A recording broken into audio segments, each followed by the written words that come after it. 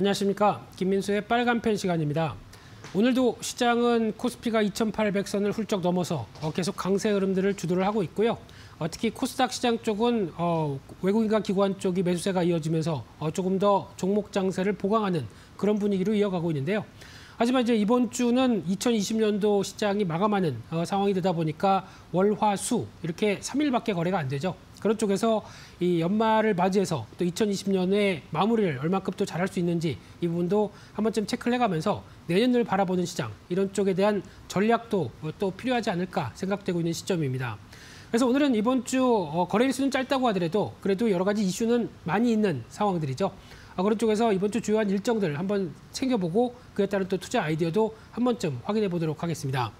일단 눈여겨볼 수 있는 게 오늘 같은 경우는 네이버에 관련된 얘기가 나오고 있고요. 네이버의 자회사 라인 코퍼레이션 관련돼서 이제 미국의 뉴욕 증권거래소 상장 폐지가 들어가고 일본의 도쿄 증권거래소도 29일 날 상장 폐지가 들어갑니다.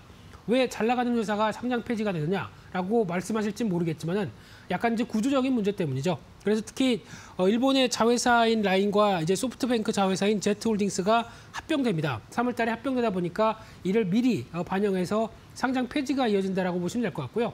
그래서 뭐 큰 손해가 있느냐라는 쪽이 아니라 오히려 더 중요한 부분은 라인의 매각 차익이 이제 실현 일회성으로 반영됩니다. 그게 내년 1분기 정도라고 보여지게 되면은 약 금액은 6조 원대입니다. 상당히 큰 금액이죠. 이게 일회성 이익으로 잡힐 가능성이 높다라고 하게 되면 네이버의 주가 변화가 나올 가능성이 있지 않을까라는 쪽도 눈여겨볼 수 있는데 하지만 최근 들어서 각국 글로벌 정부들이 이런 거대 IT 공룡 기업에 대해서 반독점법에 대한 여러 가지 이슈화가 계속 진행이 되고 있죠. 유럽이나 미국도 마찬가지고 중국도 알리바바에 대해서 입김이 커진다라는 쪽이 나오다 보니까 이런 쪽도 아마 네이버나 카카오 관련된 쪽에서 국내에서도 뭔가 변화 요인이 나오지 않을까라는 쪽은 또 하나의 어떤 불확실성이라고 볼 수 있기 때문에 일단 이 부분에 대해서 어느 정도 시장이 좀 두려워한다라고 하게 되면 오히려 기대감도 네이버 쪽에는 아직 남아있다라는 쪽도 상대적으로 생각을 해보셔야 될 것 같고요. 그밖에 또 이번 주는 스펙 관련된 합병이 상당히 많습니다. 그래서 가장 먼저 오늘은 DB금융 스펙 7호가 코퍼스 코리아라는 회사를 합병하면서 이제 증시에 들어오게 되는데 관련된 쪽으로 이제 컨텐츠 관련된 종목이죠. 그런데 시장에서는 아직 그렇게 크게 반응하지 않고 있는 상황들인데 스펙이 합병되면서 나오는 또 여러 가지 변화가 이번 주에도 계속 이어진다는 쪽. 특히 우회 상장이다 보니까 신규 상장에 대한 의미도 나오고 있는데 하지만 이런 쪽은 오히려 과거의 공모나 공모를 통해서 나오는 공모가의 경쟁률이나 이런 부분들이 확인이 안 되다 보니까 아직 시장에서는 그렇게 크게 부각은 못 받고 있는데 여전히 또 단기 낙폭이 크다라고 하게 되면 관심은 필요하겠죠. 이런 쪽도 한번 보셔야 될 것 같고요. 그밖에 12월 29일 날 화요일 날 같은 경우는 가장 중요한 게 배당락입니다. 그래서 오늘까지 배당을 받으시려면은 종목을 갖고 계셔야 되겠죠. 시간에도 포함됩니다. 그렇기 때문에 내일은 당장 배당락이 진행된다는 점들 염두하셨으면 좋겠고요. 거기다가 이제 예상 배당 수익률이 1.5%대. 그래서 코스피 지수로 따지게 되면은 약 한 30포인트에서 한 50포인트 정도 배당락이 진행이 되면서 내일 아침은 당연히 2,800선 밑에서 시작할 가능성이 높지 않을까 생각되고 있는데 하지만 저희가 보통 알고 있듯이 배당락 같은 경우는 어떤 현금 배당이다 보니까 어떤 구조적인 변화는 아닙니다. 그렇기 때문에 이론상으로 하락했다가 다시 빠르게 돌아온다라고 하게 되면 배당은 그냥 보너스다. 지난번에도 한번 언급을 드렸었죠. 이런 쪽으로 접근할 수 있을 것 같은데 하지만 중요한 부분들이 내일 이후부터 찾아오는 이제 베이시스는 꼭 체크할 필요가 있습니다. 즉 그렇다는 얘기는 지금까지 좀 확인되지 않은 어떤 강한 어떤 현물이 저평가가 되면서 선물과의 괴리감이 좀 컸었는데 오히려 현물이 좀 회복하기 시작하면서 어떤 선물과 현물이 이제 정상적인 시장 흐름으로 간다라고 하게 되면 이제 프로그램 매도가 아니라 프로그램 매수 쪽으로 바뀔 수 있는 기조가 되겠죠. 이런 쪽에 대한 변화가 계속 이어질 수 있는지 내일부터는 또 베이시스의 흐름들 체크할 필요가 있다라고 봐야 될 것 같고요. 그밖에 내일은 또 한국의 11월 무역 수지 그리고 또 교역 조건 12월 소비자 동향 조사가 발표가 될 예정인데 특히 소비자 동향 조사 관련된 쪽은 한번 체크할 필요가 있겠죠. 특히 최근 들어서 하반기 들어서 가파르게 올라오던 소비자 신뢰지수가 지금 이제 다시 11월 달, 12월 달은 안 좋아지겠죠. 그런 쪽에서 좀 100 근처까지 왔던 부분들이 좀 부정적일 수 있겠다는 쪽은 염두를 하셔야 될 것 같고요. 그러다 보니까 아무래도 유통이나 어떤 여러 가지 동향들은 상대적으로 좀 부진할 걸로 보여지고 있는데 하지만 여기서 좀 더 주목할 부분들은 음식료 업종 같은 경우는 최근 들어서 가격 인상 요인이 나올 수밖에 없는 흐름들이죠. 그러다 보니까 시장 대비 많이 소외됐던 부분들이 오히려 음식료 쪽은 좀 더 기회가 되지 않을까라는 쪽도 한 번쯤 염두를 하시면서 섹터적인 동향들 체크하셔야 될 것 같고요. 그 밖에 12월 29일 화요일 날 같은 경우 SK텔레콤 모빌리티 사업부가 이제 분할돼서 TBM 모빌리티가 출범이 됩니다. 그래서 내년은 SK텔레콤의 상대적인 호재가 좀 많죠. 대표적으로 사업부가 갖고 있던 부분들을 다 이제 분할 그리고 또 상장될 가능성도 없기 때문에 대표적으로 원스토어죠. 이런 쪽도 나오기 시작하면서 SK텔레콤이 재조명이 될 수 있겠다라는 쪽도 한 번쯤 염두하면서 통신주가 아니라 플랫폼주 쪽으로 바뀌고 있다는 쪽도 눈여겨보시면서 대응하셨으면 좋겠고요. 그 밖에 대림산업도 매매 거래가 정지가 되면서 이제 1월 22일 날 거래가 되는데 DL 건설, DL 이런 식으로 바뀌겠죠. 그래서 이런 부분들도 어떤 건설주의 또 하나의 변화가 또 나오고 있기 때문에 대림산업의 동향들 한 번쯤 체크하셔야 될 것 같고요. 그 밖에 30일 수요일 날 같은 경우는 한국의 산업활동 동향 발표가 될 예정이고요. 게다가 기업 경기 실사 지수 그리고 또 경제 심리 지수 또 경제와 관련된 또 중요한 지표들이죠.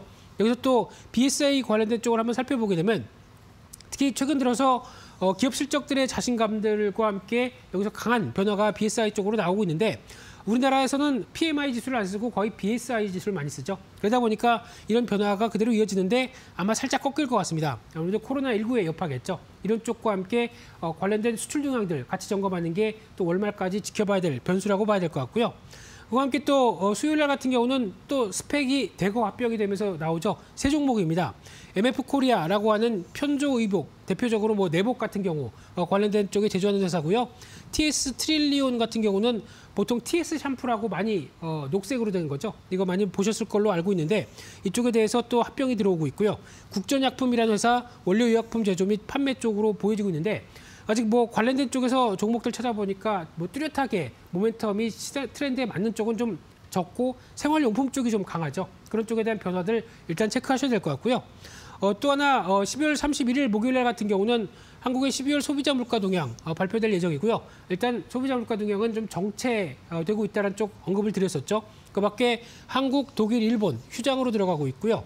그 밖에 브렉시트 관련된 얘기는 일단 원래 이날이 협상 마감이었는데 지난 주말에 타결이 됐죠. 특히 대표적으로 3대 핵심 쟁점, 어업권 같은 경우는 매년 갱신하기로 합의를 보면서 그나마 어떤 혹을 좀 띄었다라는 분위기인데 아직 일단 관련돼서 여전히 영국에 대한 시각들과 또 유럽에 대한 시각들, 일단 코로나19에 대한 변화가 나와야 그다음에 좀 더 본격적으로 확인이 되겠죠. 그렇기 때문에 계속 체크해야 될 것 같고요.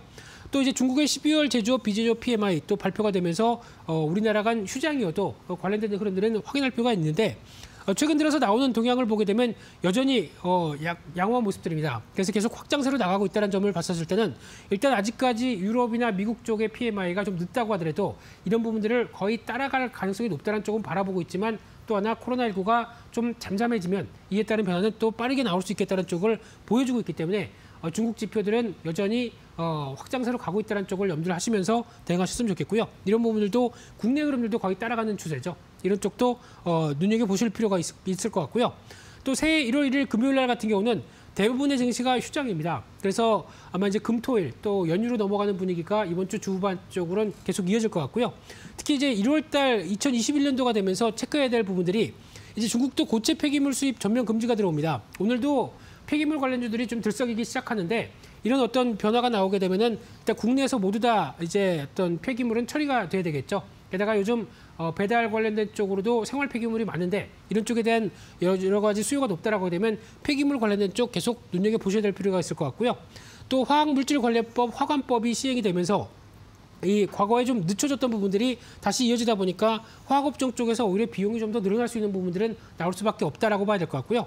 또 하나 거래세 인하가 또 12월 말까지 한시적으로 이어지면서 조금 0.02% 좀 깎아줄 거면 많이 깎아주죠. 좀 아쉽습니다만 그래도 0.02%씩 이어지면서 거래세는 또 조정이 된다라는 부분들도 한번 체크를 해보시면서 2021년에 대한 변화들도 확인하셔야 될 것 같고요. 개장은 1월 4일 날 개장됩니다. 그래서 1월 4일 10시에 개장된다는 점 염두하시면서 또 이번 주에 마무리 이렇게 지어셔야 될 걸로 보여지고 있습니다. 그래서 오늘은 이번 주 주요한 일정들 확인해 보면서 또 거래 일수가 짧다 보니까 그에 따른 또 단기 변동성은 조금 더 늘어날 수가 있겠죠. 이런 쪽에서 종목 중심의 여러 가지 대응들 필요한 시점이 아닐까라는 쪽에서 포인트를 맞추시면서 시장 흐름들 확인하셨으면 좋겠습니다. 그래서 오늘 준비한 내용들은 여기까지 해서 마치고요. 또 내일 다시 찾아뵙도록 하겠습니다. 감사합니다.